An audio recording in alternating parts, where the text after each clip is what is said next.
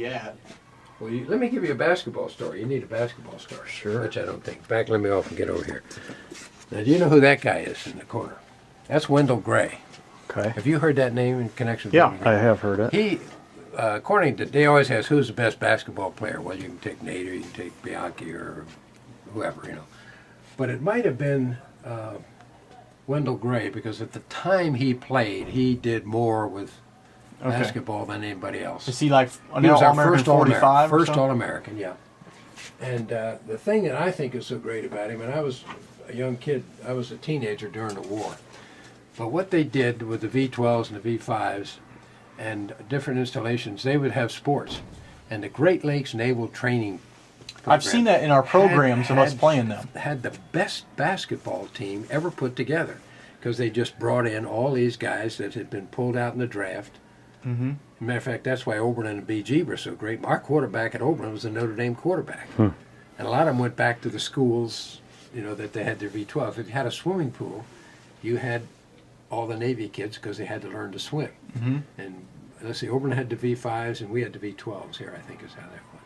Anyway, he played on the first Boston Celtics team. No kidding. With, what's his name, Honey Russell. And I don't think they won a game that first, you know, when you start, you don't win. But this guy, when you were growing up, you probably don't remember the rifleman.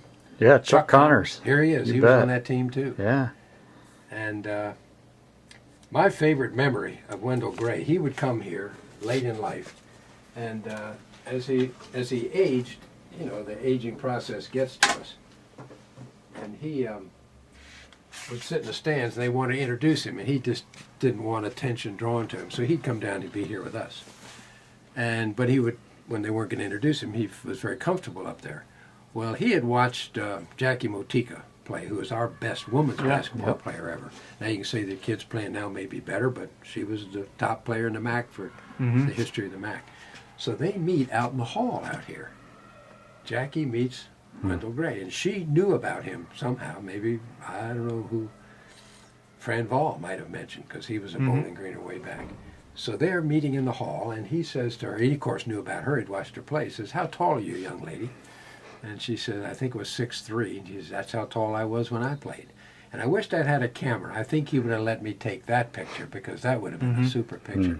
But the conversation, because I'm right with him, is up here. It's right there. When Jackie comes back, she says, "You got the height wrong." I always get it's 6'2", 6'3", whatever.